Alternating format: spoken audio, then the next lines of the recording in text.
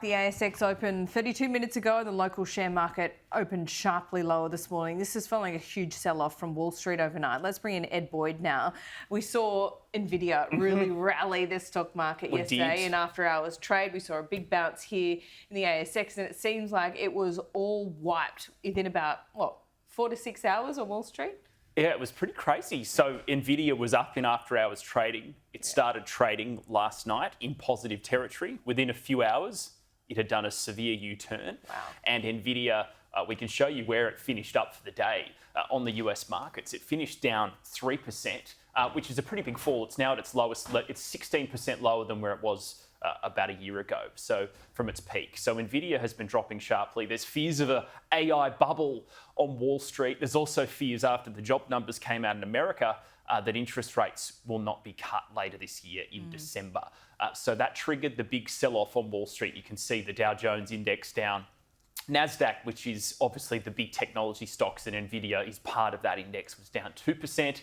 And then the S&P 500, the top 500 companies in the United States, down sharply as well, 1.6%. So obviously, when we see a big fall in the US, it affects our market here locally. So we can show you the ASX 200 live chart.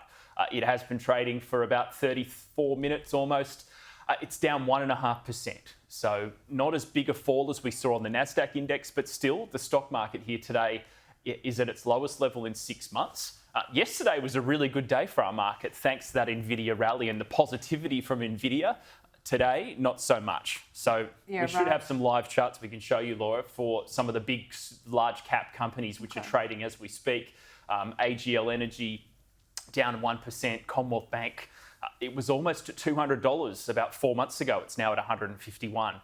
BHP, obviously a very large, biggest mining company on our stock market, down 3%. CSL, the biggest healthcare company, down 1%. And ANZ Bank, down 2%. So you're going to see a lot of red out there today. Most companies will be falling on the market today following what happened in the US last night. Yeah, right at the open, I think at its lowest, it was down 1.9%. It's come back a little bit, but the stock market looking very different than it did a couple of months ago. A couple of months ago, we were at 9,100 points. Wow. We were talking about how the market was looking overvalued to quite a lot of investors. And I think we're starting to see the truth there. Investors have been selling shares and pushing the price of most stocks in Australia and all over the world down to maybe more reasonable value levels. We can show you one other chart, which is showing you the past 12 months performance for a couple of companies which have some significant news today. WiseTech Global is holding its annual general meeting today.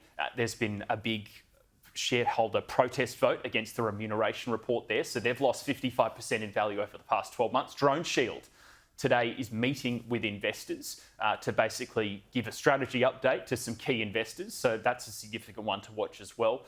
Guzman and Gomez, the Tex-Mex fast food retailer, has been hit with a sell rating by a broker. They believe it's overvalued. Kogan is also holding its AGM today. That is the online retail business. They've been struggling a bit as well. And then the Star at the bottom of the screen, trading at 9 cents per share.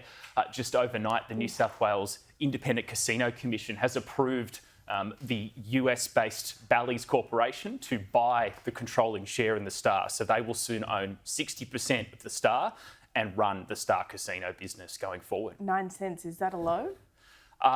It's not the lowest. I think it's been a little bit below that. But remember, the Star was trading at $5 a few years ago. So shareholder value has totally eroded at the Star. Well, yes, you could say that, couldn't you? Yep. What a euphemism. Love it. All right, Ed, thanks so much. Thanks.